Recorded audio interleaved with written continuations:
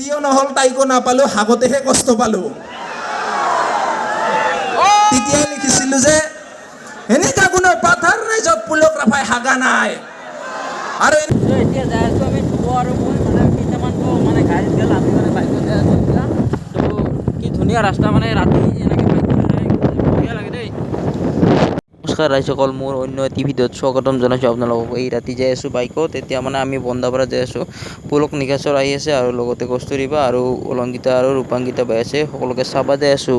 বলক আপোনালোকো। মই মানে এতিয়া আহি পালোঁ, মানে কি কয় ফাংচন হোৱা ঠাইখিনি। তো এতিয়া মানে আমি অলপমান দুজন মানে কি কয় হোটেলত গৈছিলোঁ ৰুটি খাবা।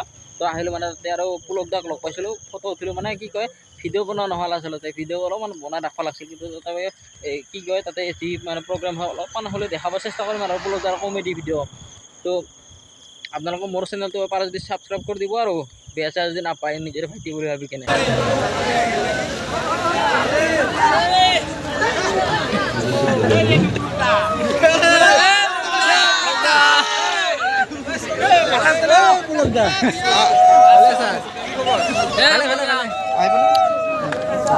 এনজি কেটা পুলক দা বঢ়িয়া।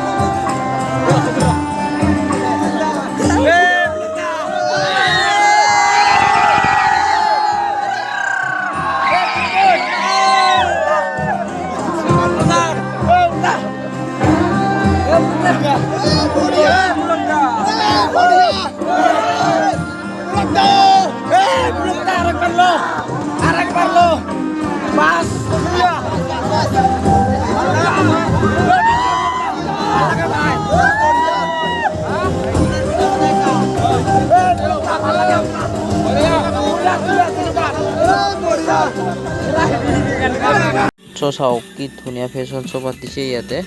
তো এনেকুৱা ফেশ্বন শ্ব' চাই বিৰাট ভাল লাগে দেই। ৱাও, একদম ৱাও ক'ব লাগিব। তো ইয়াত ৰাভা ড্ৰেছত প্ৰথম ওলাইছে আৰু আছে দিও নহল তাইকো নাপালো, হাগতেহে কষ্ট পালো।